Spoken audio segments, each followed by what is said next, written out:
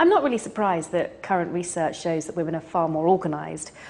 We tend to have to be, because normally we're trying to juggle family life, business life, so we have to be very organised, know where everything is at any given moment. And they always say that women can do 5 things at once, don't they? So we have to be organised to be able to do that. Well, it's always very difficult for people who have a career and have a family. And I always say that, you know, one of the tricks is sort of to have 2 personalities, to have your home personality and your work personality. And the absolute trick really is not to allow one of those personalities to drain the life out of the other.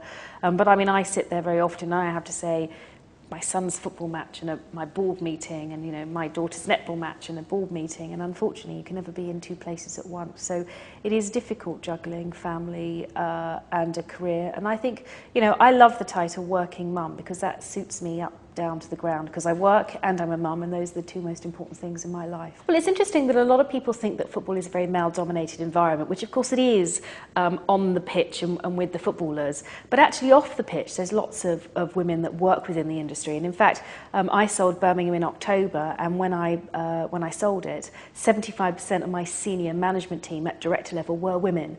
And in fact, I've now gone into West Ham, and I've made 3 senior appointments, and all of those are women as well. So the team behind the team tends to be very well balanced and less male-dominated than you would expect. When Alan told me that Margaret was stepping down from the role, that she didn't want to do it anymore, I was devastated as somebody who watches a show. I love Margaret. I think she's fantastic. And she's really made that role on The Apprentice her own.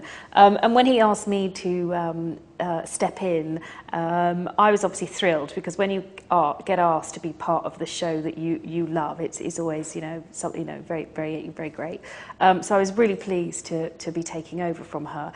And we did have a sit down and we did have a chat, and she did give me some very good tips, and they all were very practical things, typically, you know, what you'd expect of Margaret. Well, the Junior Apprentice I love. Alan decided to do a Junior Apprentice because he thinks that teenagers get a very bad press.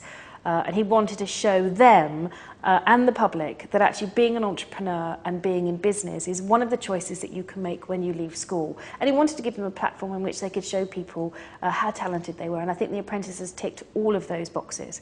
It's interesting, obviously, as you see the show evolve and the people evolve, you actually see people go on a journey where they learn things about themselves.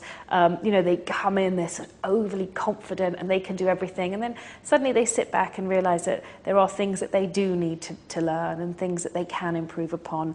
And actually watching them have, you know, make that journey and evolve and learn something has been great. The differences between the boys and the girls is the girls tend to think far more independently of one another, where the boys tend to have that sort of herd mentality where they just all sort of follow each other. So I think it's been great, and I think the teams are at their best when they're mixed up.